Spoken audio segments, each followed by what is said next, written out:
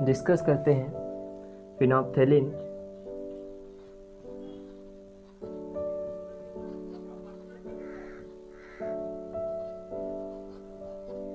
और एलिजेरिन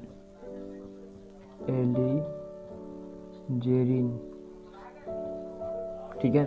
तो इन दोनों को डिस्कस करते हैं। तो पहले डिस्कस करते हैं फिनोप्थेलिन को, ठीक है। तो फिनोप्थेलिन में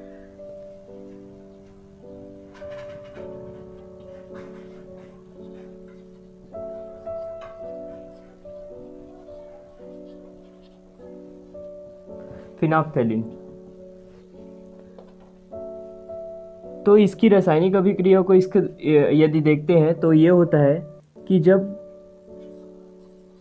थैलिक एनहाइड्राइड की अभिक्रिया, एनहाइड्राइड जो होता है वो 1 मोल होता है, ठीक है। जब थैलिक एनहाइड्राइड तथा फेनिल की अभिक्रिया, फेनिल 2 मोल होता है की अभिक्रिया H2SO4 की उपस्थिति में, सांद्र H2SO4 सल्फ्यूरिक अम्ल की उपस्थिति में गर्म कराया जाता है, तब फिनोप्थेलिन प्राप्त होता है।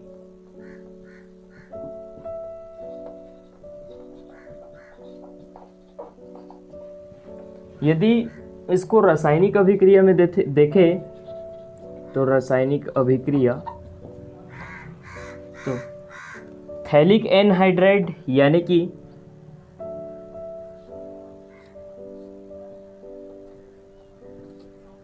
जिससे जुड़ा हुआ कार्बन डबल बॉन्ड O और इन दोनों कार्बन से जुड़ा हुआ ऑक्सीजन, ये है थैलिक एनहाइड्राइड।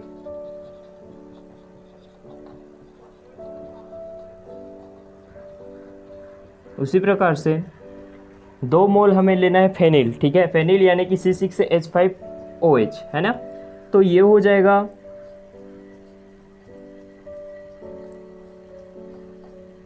C6H5 जिससे जुड़ा हुआ होगा OH, ये हो जाएगा फेनिल। और 2 आयतन लेना है इस कांट से, 2 बार हम ले लेते हैं फेनिल, ये OH, ठीक है। अब इन दोनों फेनिल में देखो, ध्यान से देखना, ये जो बेंजीन रिंग होता है, तो बेंजीन रिंग जो होता है वो 1 2 3 4 5 6 कार्बन जो है वो आपस में जुड़े हुए होते हैं, ठीक है। और इनसे जुड़ा हुआ होता है हाइड्रोजन। क्या जुड़ा होता है? हाइड्रोजन। अब जब इससे, इन सभी से हाइड्रोजन जुड़ा हुआ है तो कार्बन के पास 4 सहसंयोजक बंध होना चाहिए, ठीक है। तो यहाँ से यदि करते हैं तो देखो, इसके पास 4 हो गया, इसके पास भी 4 हो गया, ठीक है। लेकिन इसके पास 3 है, इसके पास 3 है, तो यहाँ भी डबल कर देते हैं। तो अब देखो, इसके पास भी 4 बॉन्ड हो गए, इसके पास 4 बॉन्ड है, 1 2 3 4, 1 2 3 4, इसके पास भी 1 2 3 4 बॉन्ड हो गया।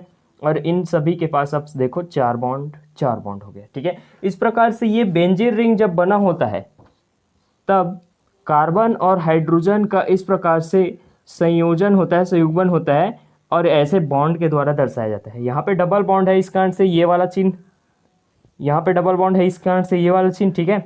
और जिसे पूर्णता दर्शाने के लिए ऐसे गोलाकार भी रिंग शेप रख दिया जाता है बीच में, ठीक है।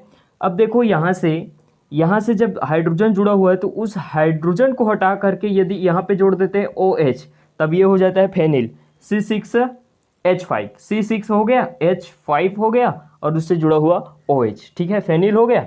अब देखो, यहाँ पे हमें क्या करना है कि इससे जुड़ा हुआ नीचे में कार्बन के साथ हाइड्रोजन जुड़ा हुआ है, इन दोनों के साथ, इन दोनों में देखो ये कार्बन है, कार्बन से जुड़ा हुआ हाइड्रोजन है, ठीक है, कार्बन से जुड़ा हुआ हाइड्रोजन है। अब ये जो हाइड्रोजन इससे निकल करके इस ऑक्सीजन से क्रिया करके H2O बना लेता है, ठीक है। तो देखना आगे की रिएक्शन में,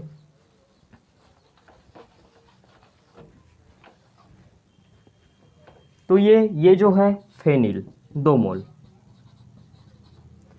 अब देखो, यहाँ पे हाइड्रोजन है, यहाँ पे हाइड्रोजन है, ठीक है।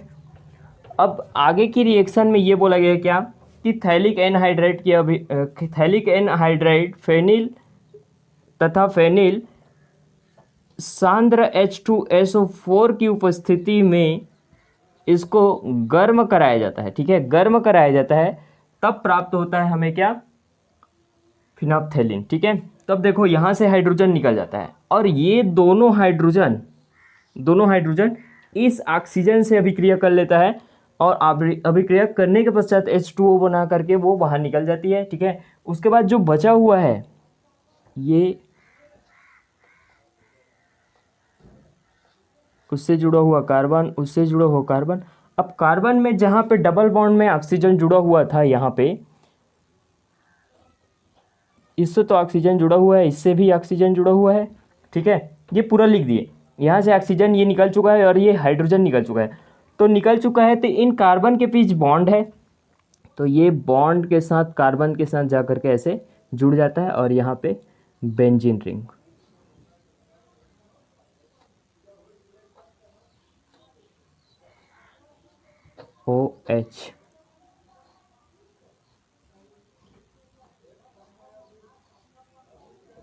OH इससे जुड़ा हुआ, ठीक है।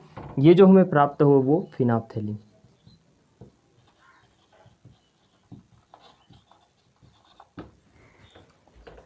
ठीक है, ये तो हो गया रासायनिक अभिक्रिया। अब ध्यान से यदि देखें तो ये जो फिनाप्थेलिन होता है,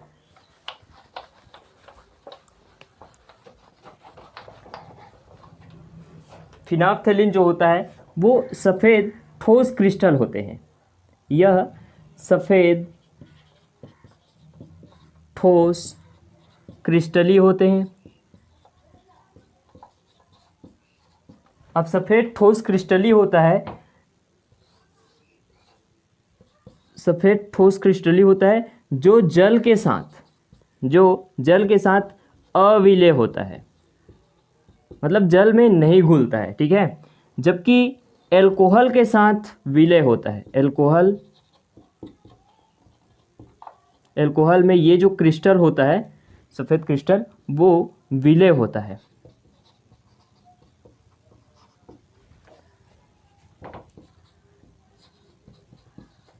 क्षारी के साथ यह जो फिनाप्थेलिन है वो गुलाबी रंग प्रदान करता है, गुलाबी रंग, ठीक है। और अम्लीय विलयन के साथ, अम्लीय विलयन में ये रंगहीन होता है, ठीक है, रंगहीन होता है। इसका उपयोग सूचक के रूप में किया जाता है, ठीक है। तो इस प्रकार से ये कंप्लीट फिनाप्थेलिन, ये रासायनिक अभिक्रिया के बाद ये सफ़ेद ठोस क्रिस्टली होता है जो जल के साथ अविलय होता है, एल्कोहल के साथ विलय होता है, क्षारी के साथ ये गुलाबी रंग देता है और अम्लीय के साथ ये रंगहीन होता है। इसका उपयोग सूचक के रूप में किया जाता है, ठीक है। उसी प्रकार से पढ़ते हैं एलिजेरिन।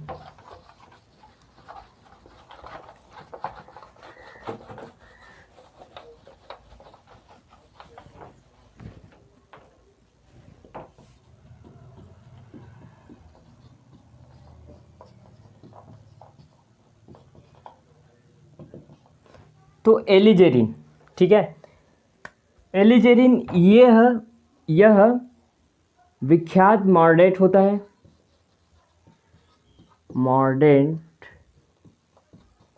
रंजक होता है। रंजक मतलब रंगने वाला, ठीक है। यह विख्यात मॉर्डेट रंजक होता है जो विभिन्न रंगों के बंधकों के साथ, विभिन्न रंगों के बंधकों के साथ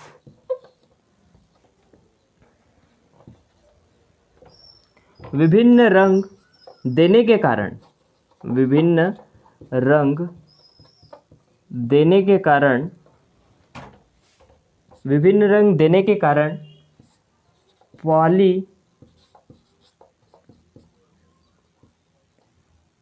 पॉलीजेनेरिक है। ये बोल सकते हैं कि यह विभिन्न रंगों के बंधकों के साथ विभिन्न रंग देने के कारण से इसे पॉलीजेनेरिक भी कहते हैं। ठीक है, अब देखो जब पॉलीजेनेरिक है तो ये एल्यूमिनियम मॉर्डेट के साथ रेड रंग देता है। उसी प्रकार से क्रोमियम के साथ ब्राउन वायलेट,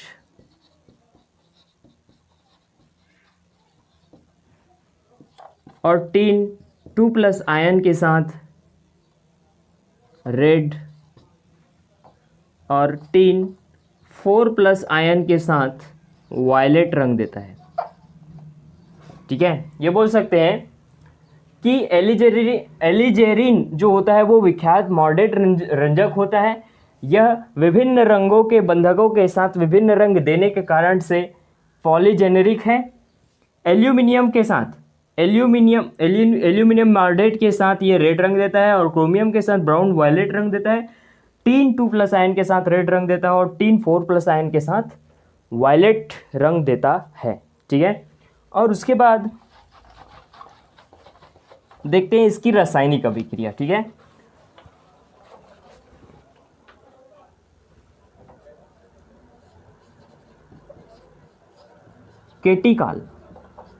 केटिकाल और थैलिक एनहाइड्रेट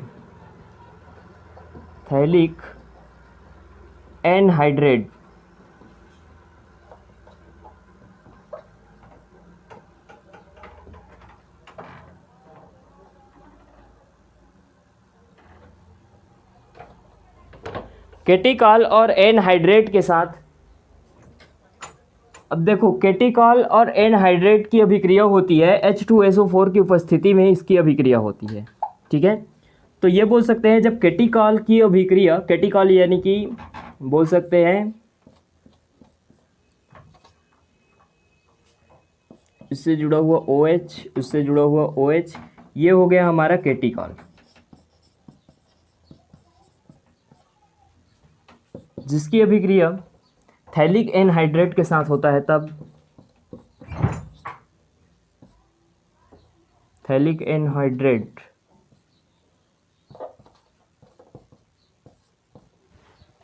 ये थैलिक एनहाइड्रेट, अब देखो केटिकॉल है, केटिकॉल जब है तो इसमें भी 6 कार्बन का संयोग है,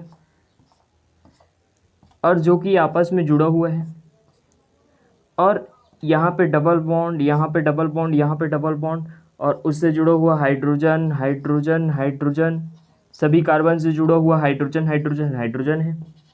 तो यहाँ से हाइड्रोजन को हटा करके OH, यहाँ से हाइड्रोजन को हटा करके OH, ऐसा जुड़ा हुआ, ये केटिकॉल हो गया। ठीक है, अब इस केटिकॉल में ये जाकर के थैलिक एनहाइड्रेट,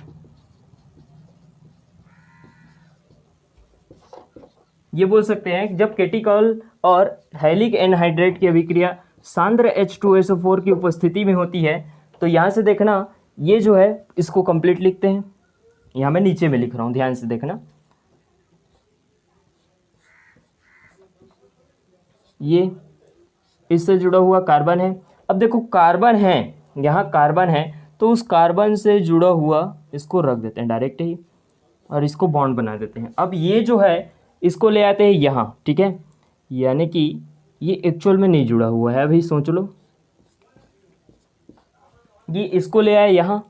अब यहाँ से देखो ये OH और ये OH। ठीक है, अब यहाँ से क्या करना है कि जब ये जुड़ा हुआ है तो यहाँ से ये हाइड्रोजन इसके साथ जुड़ा हुआ है, हाइड्रोजन इस कार्बन के साथ जुड़ा हुआ है, इस कार्बन पर हाइड्रोजन जुड़ा हुआ है, यहाँ पे 2 हाइड्रोजन जो है निकल करके इस ऑक्सीजन से अभिक्रिया कर लेती है, तो बना लेता है H2O। ठीक है, यहाँ से हाइड्रोजन हाइड्रोजन O। ठीक है, तो O निकला तो ये जुड़ गया इसके साथ डायरेक्ट है, ये जो कार्बन का बॉन्ड है वो जाकर के जुड़ गया इसके साथ। ठीक है, और यहाँ पे ये जुड़ गया इसके साथ, यानी कि इसको कुछ इस प्रकार से लिख सकते हैं।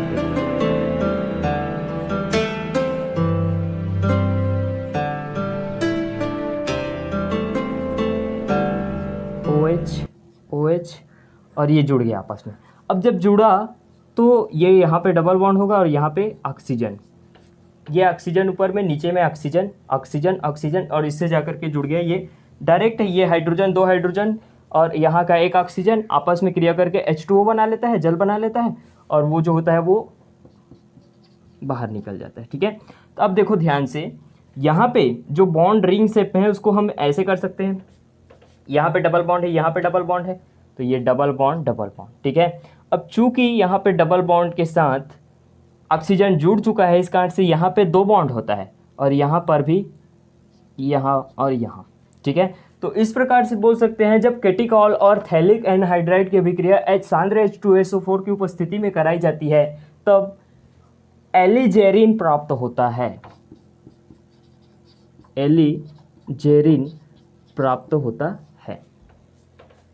ठीक है, तो ये हमें प्राप्त हो गया एलिजेरिन। ठीक है, अब ये जो एलिजेरिन व्युत्पन्न होता है उसके 2 और रंजक होते हैं। ठीक है, तो बोल सकते हैं एलिजेरिन के 2 और रंजक होते हैं जिसको हम पढ़ते हैं, जिसका नाम होता है एलिजेरिन रेड और एलिजेरिन ऑरेंज। एलिजेरिन रेड और एलिजेरिन ऑरेंज। एलिजेरिन रेड, तो जब एलिजेरिन की अभिक्रिया, अब एलिजेरिन क्या है ये तो समझ ही गए, और उससे जुड़ा हुआ ये, अब देखो बॉन्ड को हम यहाँ रखें या बॉन्ड को यहाँ रखें, इससे कोई फर्क नहीं पड़ता है, ये डबल बॉन्ड ही है। ठीक है, यहाँ रख देते हैं, यहाँ रख देते हैं, उससे कोई विशेष फर्क नहीं पड़ता। और इससे जुड़ा हुआ डबल बॉन्ड O, इससे जुड़ा डबल बॉन्ड O, यहाँ से OH OH, ये है एलिजेरिन।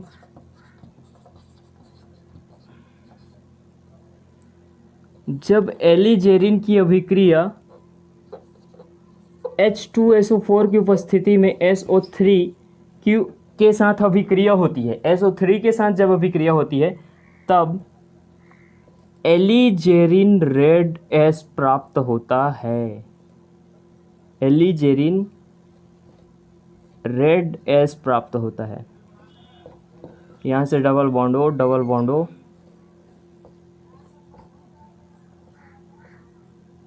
यहाँ से OH। अब देखो SO3 है, तो यहाँ से SO3 है, तो यहाँ कुछ नहीं है, मतलब CH है। अब इस हाइड्रोजन, ये जो हाइड्रोजन है वो बॉन्ड, उसके बीच ये बॉन्ड टूट जाता है, टूटने के पश्चात ये एक एक इलेक्ट्रॉन लेकर के मुक्त हो जाता है। ये हाइड्रोजन आकर के जुड़ जाता है ये S के साथ। ठीक है, S के साथ जुड़ जाता है, और SO3H जाकर के जुड़ जाता है कार्बन के साथ, यानी कि इस प्रकार से बोल सकते हैं SO3H। ठीक है, इसे बोलते हैं एलिजेरिन रेड एस, एलिजेरिन रेड एस। ठीक है, उसी प्रकार से ऑरेंज को देखते हैं।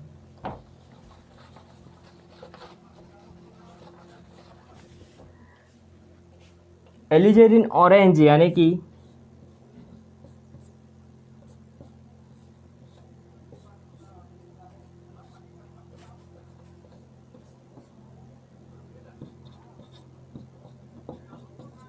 ये हो गया हमारा एलिजेरिन,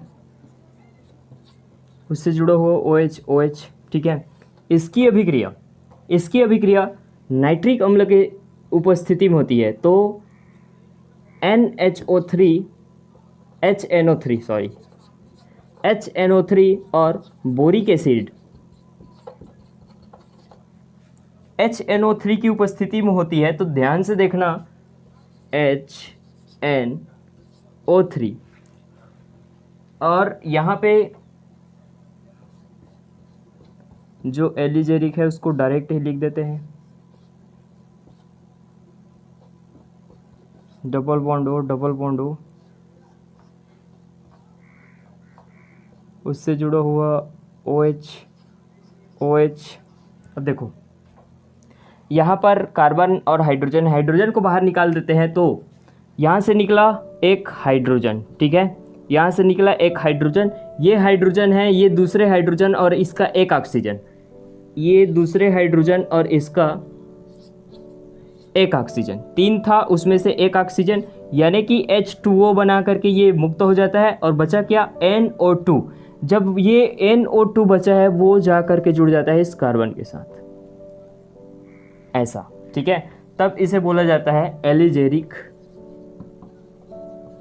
एलिजेरिन ऑरेंज। तो इस प्रकार से ये फिनोल्फ्थेलिन और एलिजेरिन जो होता है वो उसका प्रोसेस कंप्लीट होता है। So thank you.